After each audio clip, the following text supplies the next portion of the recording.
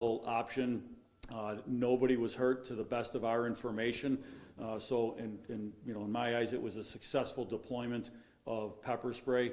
Ultimately, one juvenile was arrested for coming into physical contact with an officer, and then at that point attempted to flee and resisted arrest. That juvenile was petitioned to family court.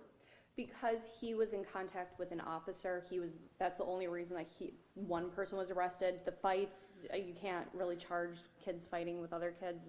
Is that why? Well, for that particular case, the allegation is that the juvenile shoved one of our officers from behind and came at the officer. There were a lot of threats of physical engagement towards our officers. That certainly is not going to be tolerated. As far as the rest of the situations that occurred, we are going to review video. We're reviewing video. If we see any other criminal conduct that occurred, we will, if we can identify people, make arrests. We are looking into that. We're not going to tolerate this criminal conduct. School's supposed to be a safe haven. It's supposed to be a place where you go to learn. I had close contact with the superintendent as that was happening yesterday. I've had frequent conversations with the superintendent. Our communication is probably the best that it's been between our departments. We have met numerous times. We are meeting again tomorrow as a normal course of business. So the superintendent is very much invested in school safety, as are we, and we're going to continue to work through the problem. But we're not going to tolerate this. If criminal conduct occurs, we will make arrests. These are why SROs are on scene. This is why you guys added some just in case something like this happened. Have you seen something to the magnitude of this where you have to have multiple districts come and assist SROs and the D district police that were already there? I think this was a bigger one that we've had to contend with in a while. We've had some issues, but as far as responding officers, this one required the need for more officers from more districts to come and assist. It took quite a while to disperse the crowd. We got the crowd mostly dispersed, and then they made their way down to Elmwood and Amherst, which has continued to be a problem spot. Our officers had to go down there. Another fight broke out again well after the school fight had occurred. We had to go and disperse the crowd over there again.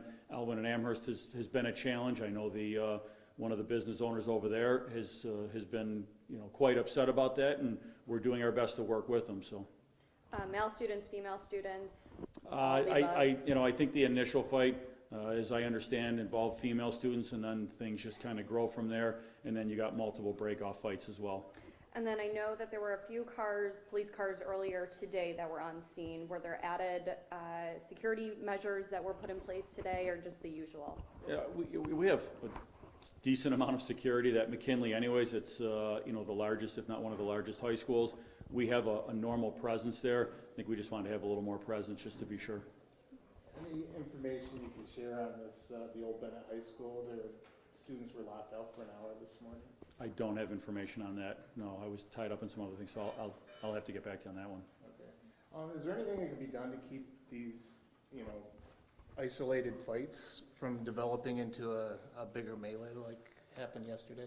I know the superintendent made mention yesterday that they are reevaluating and making some changes to their dismissal policy, and I think that'll help, and I think they have to continue to look at some of this. Busing, is an issue when students have the ability to get on different buses, take different routes. Prior to that, they had a designated bus. They had to get on that bus. This has presented more challenges where, police and other administrators don't have the ability to force kids onto the bus that they're supposed to be on, because then they can say that they're taking a different bus because they're going to a different location. So, I know the superintendent has began immediately looking at what needs to be done to try to address the issue, and we're going to be there to support the best we can. Okay. Thank you. Thank you. Okay. Thank you. Over to